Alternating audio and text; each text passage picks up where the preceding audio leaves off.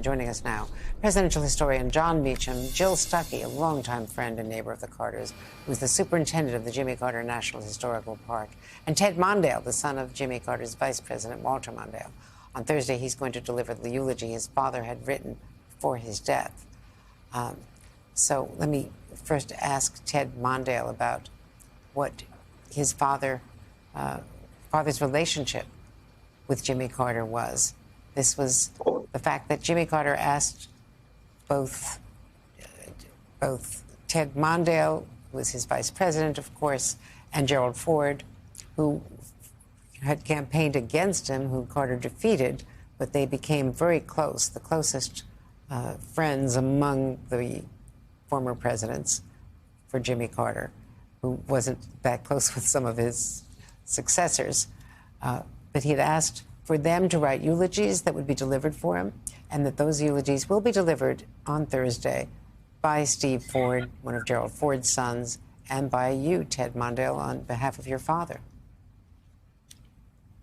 Yes, they had a very long and fruitful relationship. You know, they were both grew up in small towns.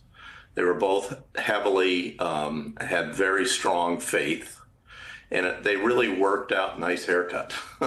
They really worked out a relationship where they could work together and they could trust each other and understand each other. And I think the working relationship as vice president helped to support the initiatives that the Carter administration put through.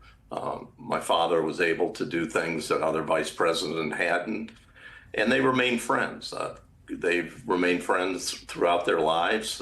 Carter was up here for my dad's 90th birthday, and it really is a great story of a successful relationship, and really the beginning of the modern vice presidency. Well, that was actually, Ted, something that I heard Joe Biden say at a ceremony in Washington some years back, that it was Jimmy Carter who remade the vice presidency, the role. And I covered your father. I traveled with him in 1980 on the re-election campaign, and got to know him very well indeed. And it was one of the great privileges of my young reporting life. Jill Stuckey, you knew the former president so well. We've talked about this before. You stood, I guess you were with him and with Rosalynn for so many years, in and out of their home, sharing dinners, so many meals and so many thoughts. So our condolences to you, but if you could share what you feel about the outpourings this week. It's been wonderful to see just the thousands of people coming to Plains for the send-off, and the people streaming by the casket the last couple days. You know, it's a celebration here. They packed so much into their lives, and it was intentional. They ate right every day, they exercised every day, so they could live as long as they possibly could to help as many people as they possibly did, and they did an incredible job.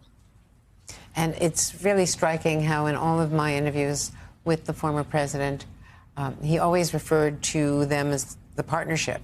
A year out of the White House, they decided to build the Carter Center and to build on whatever unfinished business, or to build on their human rights and, you know, healthcare, global healthcare, and all of the other things that they wanted to do. And they did it for the former president for 43 years.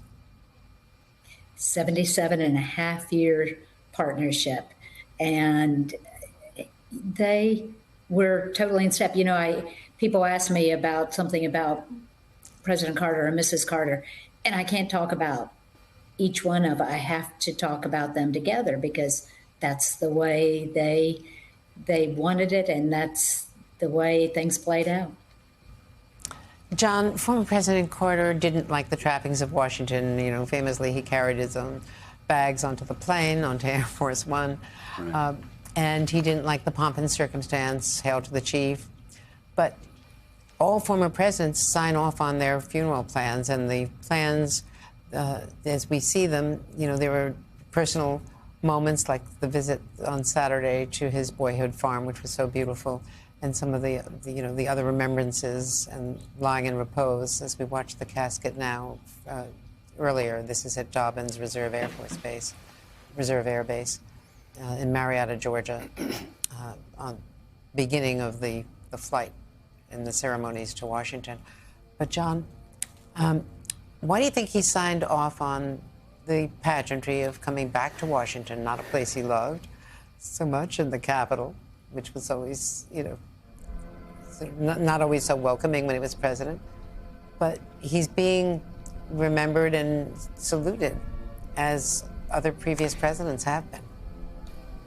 Yeah, Andrea, I wonder if there's a difference, if it might be useful for us to think about, there's a difference between pomp and circumstance and the symbols of state.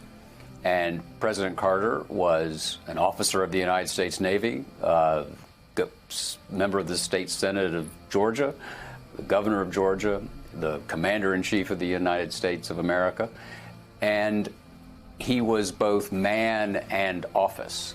And I suspect, can't read his mind, obviously, I suspect that he would make a distinction between the emblems of power, which to him were also manifestations of responsibility, right? It wasn't simply about the show for him.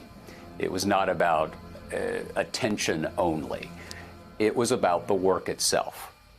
And I think presidents know, all great presidents are to some extent great actors. And I don't mean that in a dismissive sense, but in the sense of they are able to create an impression in order to move people in a direction they want to go. They are able to convince people of a reality that the people may not know exists. And I think that that's part of what commemorations do. It's part of what we saw in Georgia there. He's coming to Washington. He will be lying in the place where so many others have done so. I presume he's going to be on the Lincoln catafalque, the piece of equipment, the resting of the casket there. And it's a moment for the country to remember that presidents are both makers of their era and they're mirrors of their era. And Jimmy Carter's America is pretty far away. And I think a lot of us will be thinking as we watch these events that we'd like it to be a little closer.